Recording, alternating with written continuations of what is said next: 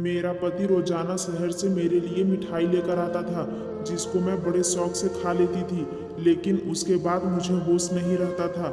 सुबह उठती तो कपड़े गीले रहते थे, और एक दिन पति का लाया हुआ मिठाई मैंने फेंक दी और सोने का बहाना करके सो गई। और फिर जो मेरे साथ मेरे पति ने किया, वह सुनकर आपके रोंगटे खड़े हो जाएंगे। क्योंकि शादी की रात पति के कमरे में आने से पहले ही मैंने सफ़ेद कलर की शॉर्ट्स नाइटी पहनी थी कि वह पहली ही नज़र में मुझे देखे और अपना दिल हार बैठे। वैसे मैं गांव वाली थी, लेकिन यह नाइटी मुझे मेरी बड़ी बहन ने दी थी, जिसकी शादी शहर में हुई थी। उसने ही मुझे पति को काबू करने की कई बातें बताई थी। मेरे पति ऋषभ कमरे में आए तो मेरा यह नाइट सूट देखकर रुक गए। उनके नज़र में मैं तो एक गांव की लड़की थी। ऋषभ के सामने नाइटी पहनकर मुझे शर्म तो बहुत आ रही थी, लेकिन अब वह मेरे पति थे और मुझे उनका दिल जीतना था। मैंने हमेशा शादी को लेकर बहुत सपने बुने थे, और आज की रात का न जाने कितनी बार सोचा था। मिलन की घड़ी जब सामने आई तो मेरा दिल बुरी तरह से धड़क रहा था। ऋषभ मेरे करीब आए और मोहब्बत से मेरा हाथ थाम के कहने लगे कि तुम बहुत ही सुंदर हो। ऋषभ की यह शब्द ने मुझे नई जिंदगी दे दी थी, और मैं खुद को हवाओं में महसूस कर रही थी। ऋषभ ने अपनी जेब में हाथ डाला तो मुझे लगा कि वह मुझे मुंह दिखाई का गिफ्ट देंगे, लेकिन ऋषभ ने जेब से हाथ निकाला तो मैं हैरान रह गई। उनके हाथ में मिठाई का डब्बा था, और ऋषभ ने खुद ही वह डिब्बा खोल और कहने लगे कि शादी की रात सबसे पहले मैं तुम्हें अपने हाथ से ही मीठा खिलाऊंगा। ऋषभ की बात सुनकर मेरे होठ पर मुस्कुराहट आ गई। कह रहे थे कि मेरे लिए खासकर शहर से मिठाई बनवा कर लाए हैं। ऋषभ ने मोहब्बत भरे अंदाज में वह मिठाई मेरे मुंह में डाली तो मैंने भी खुशी खुशी खा ली। वह बहुत ही स्वादिष्ट थी। ऋषभ मेरी आंखों में आंखें डालकर मुझसे मोहब्बत भरी बातें करने लगे, और मैं ना जाने कैसे नींद में खोने लगी। थोड़ी देर बाद मुझे कुछ होश ही न रहा। सुबह के वक्त मेरी आंखें खुली तो घड़ी में पूरे 11 बज रहे थे। मेरे कपड़े गीले थे। मैं हैरान थी कि इस रात के इंतजार में मैंने एक एक पल गिनकर गुजारा था। उस रात में मैं कैसे गई। फिर मुझे ऋषभ का ख्याल आया। न जाने वह मेरे बारे में क्या सोच रहे होंगे। कपड़े कैसे गीले हुए थे। ऋषभ कमरे में नहीं थे। मैंने तुरंत ही कपड़े बदले और नहा धोकर तैयार हो गई। मैं अपने बालों को सुलझा रही थी कि ऋषभ कमरे में आए। उनका मूड बहुत ज़्यादा बिगड़ा हुआ था। कोई बात नहीं की। मैंने उनसे बात करने की कोशिश की तो पूरी तरह गुस्सा हो चुके थे, और यह बात मेरे लिए बर्दाश्त से बाहर था। मैंने सोच लिया था कि किसी न किसी तरह मैं ऋषभ को मना कर रहूंगी। ऋषभ के जाने के बाद मेरी सास कमरे में आई तो मेरी आंखों में आंसू देखकर हैरानी से पूछने लगी कि क्या हुआ बहू। मैंने उनसे बता दिया कि मैंने ऋषभ को नाराज कर दिया है। वो कहने लगी कि मैं अभी ऋषभ से बात करती हूँ, लेकिन मैंने हाथ पकड़कर अपनी सास को रोक लिया। उनसे कहा कि वह ऋषभ से कोई बात ना करे, वरना हमसे और नाराज हो जाएंगे। मेरी बात सुनकर वह खामोश हो गई और बोली, छोटी छोटी बातों को दिल पर ना लगाया करो। कुछ दिन ऋषभ के साथ रहोगी तो तुम उसकी आदत को अच्छी तरह समझ जाओगी। मैं उनकी बात सुनकर खुश हो गई थी। मैं अपने माँ बाप की लाडली होने के साथ साथ अपनी सास की भी बहुत लाडली थी। हालांकि बचपन से ही ख्वाहिश थी कि मेरी शादी उनके बेटे ऋषभ से हो, और जैसे ही मैं 18 की हुई तो वह मुझसे मिलने के लिए आई थी और जाते जाते मेरा मुंह मीठा करवा कर चली गई। मैं बहुत खुश थी क्योंकि वह मुझसे बहुत प्यार करती थी, और इसलिए मेरे माँ बाप को भी इस रिश्ते पर कोई एतराज़ नहीं था। ऋषभ की शहर में अच्छी नौकरी थी। वह सुबह सवेरे शहर के लिए निकल जाता और रात को ही घर लौटता। उसकी कमाई से ही मेरी सास ने गांव में एक बड़ा सा घर बनवा लिया था। बहुत सालों से मेरी और ऋषभ की मुलाकात नहीं हुई थी, क्योंकि वह ज़्यादा वक्त शहर में गुजारता था। घर लौटता तो हमारे गांव आने का उसके पास वक्त भी नहीं रहता था, लेकिन रिश्ता होने के बावजूद भी हमारे गांव मुझसे मिलने के लिए नहीं आया। इसी बात को लेकर मेरे दिल में अजीब सवाल उठने लगे। एक दिन मैंने अपनी सास से पूछा, क्योंकि मेरी सास मेरी माँ की सहेली थी तो मैं उनसे बिल्कुल शर्माती नहीं थी।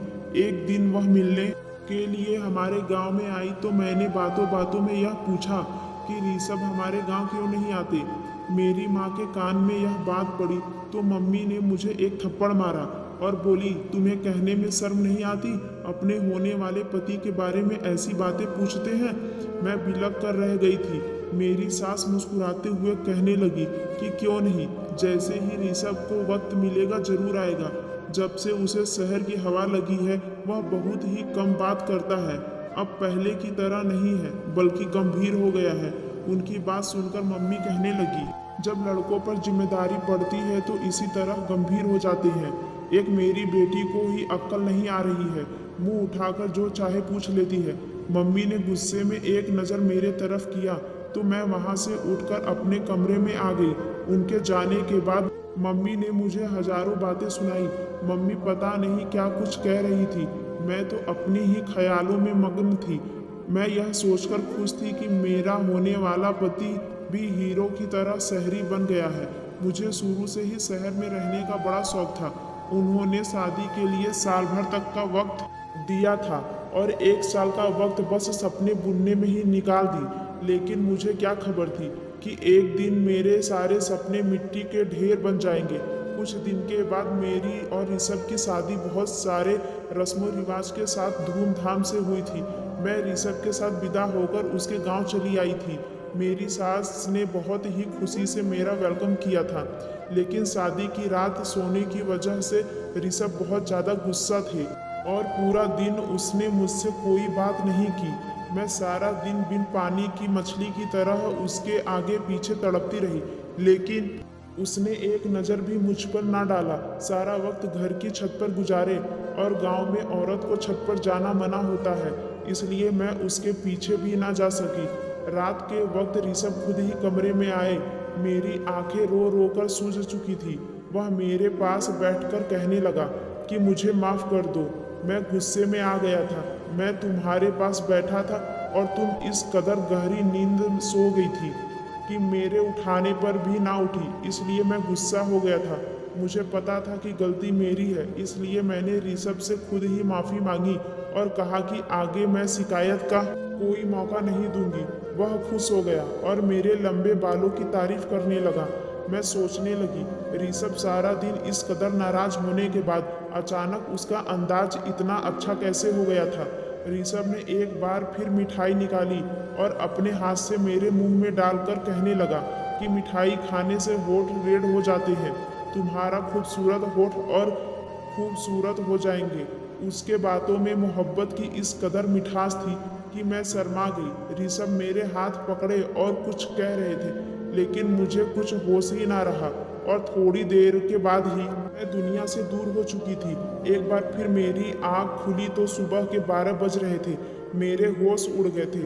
मैं जान गई थी कि ऋषभ एक बार फिर गुस्सा हो चुका होगा। अब मुझे समझ नहीं आ रहा था कि मुझे इस तरह गहरी नींद कैसे आ सकती है। मेरे कपड़े पूरी तरह से गीले थे और मुझे ठंड लग रही थी।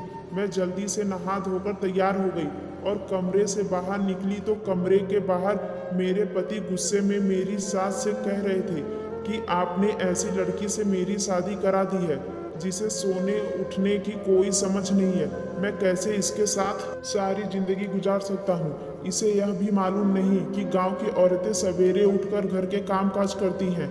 आप सुबह से उठकर घर का काम कर रही हैं और वह महारानी बनकर सो रही है। अगर ऐसा ही रहा तो मैं ज़्यादा दिन तक आपकी चहेती बहू को अपने घर में बर्दाश्त नहीं कर सकता। ऋषभ का यह शब्द सुनकर मैं घबरा गई। मैं सोच भी नहीं सकती थी कि मेरे पति इतना सख्त होंगे। इससे आगे बातें सुनने की मुझ में हिम्मत नहीं थी। मैं चुपचाप से किचन में चली गई। मेरी सास सच में सुबह से कामकाज में लगी हुई थी, क्योंकि किचन भी पूरी तरह साफ था और दोपहर का खाना भी बन चुका था। मैं ऋषभ के साथ साथ अपनी सास की नज़रों में भी गिर रही थी। मुझे रह रहकर अपने आप पर गुस्सा आ रहा था। ना जाने मुझे क्या हो गया है। मैं सारे घर का चक्कर लगाई तो वह पूरा काम कर चुकी थी और शायद इसी वजह से ऋषभ हद से ज़्यादा गुस्सा थे। वह फिर छत पर जा चुके थे, क्योंकि उन्हें अच्छी तरह पता था कि मैं उनके पीछे छत पर नहीं जा सकती। मैं सारा दिन रोती रही। वह खुशी जिसके लिए मैंने साल भर इंतजार किया था, मैं अब तक उससे दूर थी। ना ही ऋषभ का साथ पूरी तरह नसीब हुआ और ना ही उसके दिल में जगह बना सकी। और ऋषभ के शब्द ने मुझे अच्छी तरह यह बात बता दी थी कि अगर मैंने कोई गलती की तो वह मुझे अपने घर से निकाल देगा। मेरी गांव से बार बार मम्मी का फ़ोन आ रहा था। मम्मी कह रही थी कि 2 हफ्ते के लिए हमारे घर आकर रह जाओ। रस्म के मुताबिक शादी के बाद 2 हफ्ते के लिए बेटी अपने मायके रहने के लिए आती है। मैं बिल्कुल भी नहीं जाना चाहती थी क्योंकि ऋषभ मुझसे पहले ही नाराज़ थे। ऐसे में अगर उनको छोड़कर मम्मी के घर चली जाती तो शायद वह कभी मुझसे बात ना करते। रात के वक्त ऋषभ कमरे में आ गए। मुझे हैरानी हुई, अचानक ठीक कैसे हो गए थे। मेरे पास बैठकर खुद ही पूछने लगे कि तुम्हारी मम्मी का फ़ोन क्यों आया था। मैं सारी बात बता दी तो कहने लगे कि अच्छी बात है, तुम चली जाओ, वरना मम्मी कहने लगेंगी कि मैंने मना किया है।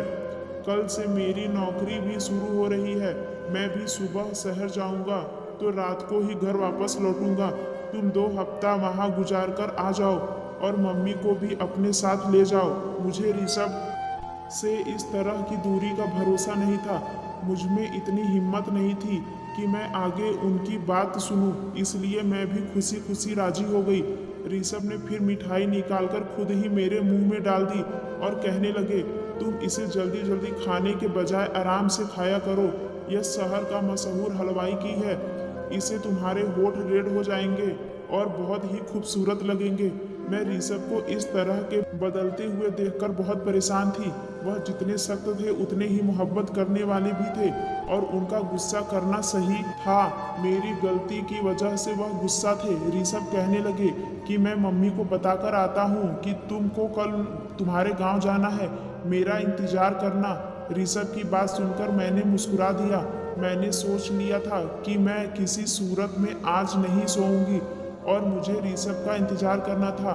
गांव जाने से पहले उनके दिल से अपनी सारी दूरियां को मिटाना था। मैंने जल्दी से नाइटी पहन ली। दीवार पर लगे शीशे में अपने होठों को देखकर हैरान रह गई थी। वह सच ही कहते थे कि मेरे होठ रेड हो जाएंगे। मैं बिस्तर पर आकर बैठ गई, उनका इंतजार करने लगी, लेकिन ऋषभ के वापस आने से पहले एक बार फिर मैं सो चुकी थी। सुबह 9 बजे मेरी आंख खुली तो ऋषभ शहर के लिए निकल चुके थे। वह बहुत सुबह ही शहर के लिए निकल जाया करते थे क्योंकि शहर तक जाने का रास्ता 3 घंटे का था। मुझे खुद पर रोना आ रहा था। शादी के 1 हफ्ते बाद भी मैं ऋषभ के साथ कोई रिश्ता न बना सकी और ऋषभ की गुस्से की वजह सिर्फ और सिर्फ मैं ही थी। मैं यह सोच सोच कर परेशान थी कि मेरे कपड़े गीले कैसे हो जाते थे। शायद ऋषभ मुझे उठाने की कोशिश करते थे। मैं कमरे से निकली तो मम्मी भी गांव जाने के लिए तैयार हो चुकी थी। मेरी सास मुझे देखकर कहने लगी कि ऋषभ तो चला गया है, अब हम दोनों को ही गांव के लिए निकल जाना है। मैं बुझे बुझे दिल से अपने मायके के लिए निकल गई। मेरा दिल तो ऋषभ के साथ ही शहर चला गया था। अब मुझे उनसे 2 हफ्ते के बाद ही मिलना था। मेरे घर वाले मुझे देखकर बहुत खुश हुए। मेरी छोटी बहन को खुशी का ठिकाना ही न रहा। सारे गांव में मेरे आने की खबर पहुंच गई थी, इसलिए औरतें का झुंड मुझे देखने के लिए आने लगा। पड़ोसन वाली चाची की बेटी कविता की शादी थी। वह मेरी पक्की सहेली थी।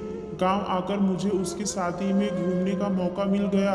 खूब शोर शराबा हो रहा था, लेकिन फिर भी मेरे दिल में कोई खुशी नहीं थी क्योंकि मेरा दिल तो ऋषभ पर अटका हुआ था। हैरानी की बात यह थी कि जब से मैं अपनी माँ के घर आई थी मुझे बिल्कुल भी नींद नहीं आ रही थी और ऋषभ के कमरे में आते ही बिस्तर पर गिर जाया करती थी। यहाँ तो मैं सिर्फ करवटें बदलती रहती थी। शायद ऋषभ की याद में मुझे सोने नहीं दे रही थी। मेहंदी की रात ही पड़ोसन चाची की बहन का बेटा मुकेश शहर से शादी में घूमने के लिए आया था। वह बचपन से ही गांव आता जाता रहता था। मुझे देखते ही मेरे पीछे पीछे घूमने लगा। मैं हैरान थी कि उसे क्या हुआ है। उसकी नज़र मुझ पर जमी हुई थी और इस बात को शायद मेरी सास ने भी महसूस किया था। मुझे अजीब सी घबराहट हो रही थी। पहले ही मेरे और ऋषभ के बीच का रिश्ता कुछ ठीक नहीं था और मुकेश के बारे में मेरी सास को पता चला तो मेरा बसा बसाया घर उजड़ जाएगा। इसलिए मैं पड़ोसन चाची के घर से निकलकर अपने घर वापस आ रही थी और मुकेश मेरे पीछे पीछे चला आया। मुझे रोककर कहने लगा कि मुझे तुमसे प्यार है और अगर तुम कहो तो मैं तुम्हारे घर रिश्ता भेज दूं। मुकेश के यह शब्द तो मेरी जान ही निकाल दी थी। मैंने गुस्से से मुकेश से कहा कि मेरी शादी हो चुकी है और बेहतर यह है कि आगे तुम ऐसी कोई बात ना करना। मेरी बात सुनकर तो मुकेश कहने लगा, शहर में मेरा बहुत बड़ा बंगला है, गाड़ी है, मैं तुम्हें सब खुशी दूंगा, लेकिन तुम अपने पति को छोड़कर मेरे साथ चलो। मैं हमेशा से ही तुमसे प्यार करता हूँ। मुझे क्या पता था कि 19 साल की उम्र में ही तुम शादी कर लोगी। मैंने उसे गुस्से से कहा कि आज तो यह बात कह दिया, लेकिन आगे ऐसी बात ना करना। मैं अपने पति से बहुत प्यार करती हूँ और तुम्हारी एक गलती मुझे बदनाम कर सकती है। मुकेश उस वक्त वापस लौट गया, लेकिन मेरे लिए कविता की शादी मनाना मुश्किल हो गया था। वह बहुत ढीठ साबित हुआ था। बहाने बहाने से अपने फ़ोन में मेरी फ़ोटो खींच रहा था। जैसे तैसे 2 हफ्ता गुजर गया और मैं अपनी सास के साथ वापस अपने घर आ गई। ऋषभ शायद आज काम से जल्दी लौट आया था। हम कल दोपहर को घर पहुंचे थे और ऋषभ पहले से ही घर पर था। ऋषभ को देखकर मैं बहुत खुश थी। अपना सामान रखने के लिए कमरे में गई तो ऋषभ अपनी मम्मी से मिलने के लिए उनके कमरे में चला गया। मैंने सोचा कि मैं भी कुछ देर ऋषभ और मम्मी जी के साथ बैठ जाती हूँ, फिर घर के कामकाज करूँगी। इसलिए सामान रखकर दोबारा उनके कमरे की तरफ आई तो मेरी सास के शब्दों ने मुझे हैरान कर दिया। मैं सोच भी नहीं सकती थी कि मेरा घर उजाड़ने वाली कोई नहीं बल्कि मेरी अपनी सास हैं। वह गुस्से में ऋषभ से कह रही थी कि मैंने जाते वक्त तुझे कह दिया था कि हमारे वापस आने तक डाइवोर्स का कागज बनवा लेना, लेकिन तुझे कुछ होश नहीं। मैंने खुद अपनी आंखों से देखा है कि तेरी पत्नी कितनी गलत है, लेकिन तू तो आंखों में पट्टी बांध रखी है। ऋषभ कह रहा था कि माँ, मेरे लिए उसे छोड़ना मुमकिन नहीं है। वह मेरी पत्नी है, मैं उससे बहुत प्यार करता हूँ। उसमें 1000 गलती सही है, लेकिन मैं उसे कभी जिंदगी से अलग नहीं कर सकता। ऋषभ मेरी मोहब्बत की बातें कर रहे थे और मेरी सास बुराइयों में मग्न थी। मुझे समझ नहीं आ रहा था यह सब क्या हो रहा है। मेरी सास मुझे इतनी चाव से ब्याह कर लाई थी तो मुझे डाइवोर्स क्यों दिलवाना चाहती थी। और ऋषभ जो मुझे बहुत ही सख्त लगते थे, वह कितनी प्यार से बातें कर रहे थे और मेरी खातिर अपनी माँ से लड़ रहे थे। मेरा दिल पूरी तरह उलझ चुका था। रात जब ऋषभ कमरे में आए तो मेरा बिल्कुल भी मिठाई खाने का दिल नहीं था। मैंने मिठाई का डिब्बा उनके हाथ से ले लिया, जबकि मम्मी उनको किसी काम से आवाज़ देने लगी तो वह कमरे से निकलकर चले गए। मैं चुपके से डिब्बे को एक कोने में छुपा कर रख दिया कि मुझे नींद नहीं आएगी, और मैंने आंखें बंद की थी। जब ऋषभ कमरे में वापस आए तो मेरी जान निकल गई। जो कुछ मैंने देखा, मुझे अपनी आंखों पर यकीन नहीं हुआ। ऋषभ ने जग भरकर पानी मेरे ऊपर डाल दिया था। मैं आंखें नहीं खोली। आज मैं दूध का दूध, पानी का पानी करना चाहती थी। ऋषभ किसी को आवाज़ देकर कहने लगे कि अंदर आ जाओ, यह पूरी तरह बेहोश हो चुकी है। थोड़ी देर में एक खूबसूरत लड़की मेरे कमरे में चली आई। वह मेरी बिस्तर पर ऋषभ के साथ बैठ गई और वह दोनों जिस तरह एक साथ थे, मेरी जान निकल गई। इससे ज़्यादा मुझसे बर्दाश्त की हिम्मत नहीं थी। ठंडे पानी से मेरा शरीर कांप रहा था। मैं उठकर बैठ गई। मुझे जागता देखकर उन दोनों की आंखें हैरत से फटी की फटी रह गई। मैंने ऋषभ की तरफ घूर कर देखा। उस वक्त मैं इतना गुस्से में थी कि मुझे ऋषभ से भी डर नहीं लग रहा था। मैंने ऋषभ से कहा कि मुझे सच सच बताओ, यह लड़की कौन है? मिठाई में ऐसा क्या था जो मैं अपनी होश खो बैठती थी? तुमने यह सब क्यों किया और मुझे इतना बड़ा धोखा क्यों दे रहे हो? मैं सवाल पर सवाल पूछती चली गई और मेरे अंदर एक तूफान उठा था। ऋषभ सर झुकाए कहने लगा कि लड़की उसकी पत्नी है और उससे शादी करके 2 दिन पहले ही गांव में आए थे। वह कभी मुझसे शादी नहीं करना चाहते थे, लेकिन उनकी मम्मी ने जबरदस्ती उनका रिश्ता मुझसे तय कर दिया। पत्नी का नाम सुनकर मेरे तो पैरों तले जमीन निकल गई। ऋषभ कह रहे थे हमारी शादी रोकने के लिए 4 दिन पहले वह यह सोचकर रिया से शादी करके आ गए कि जब वह रिया को बहू बनाकर इस घर में लाएंगे तो उनकी मम्मी मुझसे शादी नहीं कराएंगी। लेकिन उनकी मम्मी ने उनकी एक न सुनी और उन्होंने ऋषभ पर दबाव डाला कि वह रिया को तलाक दे दे। ऋषभ रिया को छत वाले कमरे में रख दिए क्योंकि गांव में औरतों को छत पर जाना मना था। इसलिए ऋषभ को यकीन था कि मैं कभी उनके पीछे छत पर नहीं जाऊंगी। ऋषभ जानबूझकर मिठाई में नशे की दवा मिलाते थे कि मैं सो जाऊं और हर रात हमारे ही कमरे में रिया के साथ वक्त गुजारे। रिया शादी से पहले शहर में नौकरी करती थी, इसलिए मम्मी को लगता था कि रिया इज्जतदार नहीं है और इसलिए मम्मी बार बार कहती कि रिया को डिवोर्स दे दो। रिया मेरा पहला प्यार है। ऋषभ कह रहे थे कि मम्मी ने आत्महत्या करने की धमकी दी थी, इसलिए ऋषभ ने मुझे अपनाया है। ऋषभ रिया को किसी हालत में नहीं छोड़ सकता और इस बात का मुझे भरोसा था। ऋषभ ने मुझे सारा सच बता दिया था, जिसे सुनकर मेरे पास कहने के लिए कुछ नहीं बचा था। मैं जान गई थी कि मेरी सास उस दिन रिया और ऋषभ की डिवोर्स की बात कर रही थी, जिसे सुनकर मैंने गलत मतलब निकाल लिया था। मेरी बर्बादी के पीछे सिर्फ ऋषभ का हाथ नहीं, बल्कि मेरे सास का भी हाथ था, जिन्होंने यह जानते बूझते कि उनके बेटे ने अपनी मनपसंद से शादी कर रखी है, जबरदस्ती उसके साथ मेरी दूसरी शादी करवा दी। मैंने ऋषभ के साथ जिंदगी को लेकर कई सपने देखे थे। ऐसे इंसान के साथ मैं कभी जिंदगी नहीं बिता सकती थी जो किसी और से इस कदर मोहब्बत करता था। उसकी खातिर मुझे नशे वाली मिठाई तक खिला सकता था। मैंने अपना सामान बांध लिया और अपनी सास को नमस्ते कहकर अपने गांव के लिए निकल गई। मेरी सास ने बहुत कोशिश की, वह बार बार मुझे यकीन दिला रही थी कि ऋषभ रिया को छोड़ देगा और मेरा हो जाएगा, लेकिन मैं कभी ऐसे इंसान के साथ गुजारा नहीं कर सकती थी जो मुझे मोहब्बत नहीं दे सकता था। मैंने अपने माँ बाप से कहकर ऋषभ से डिवोर्स ले लिया था। मैं अपने माँ बाप की लाडो रानी थी, वह मुझे खुद ही किसी ऐसे आग में झोंकना नहीं चाहते थे। पड़ोसन चाची के वजह से मुकेश को खबर मिल गई कि मैं अब एक बार फिर से अकेली हो गई हूँ, इसलिए मुकेश अपने घर वालों को भेजकर मुझे अपनाने की बात की थी। मैं अभी शादी नहीं करना चाहती थी, इसलिए मैंने साफ साफ इनकार कर दिया। मुझे अब आगे पढ़ना था और अपने पैरों पर खड़ा होना था। मेरी पढ़ाई के साथ ही मेरा पेपर भी खत्म हो गया था। मैंने उसको दोबारा शुरू कर दिया था। हर शादी कामयाब हो यह जरूरी नहीं, लेकिन एक नाकाम शादी का मतलब यह नहीं कि इंसान नाकाम होता है।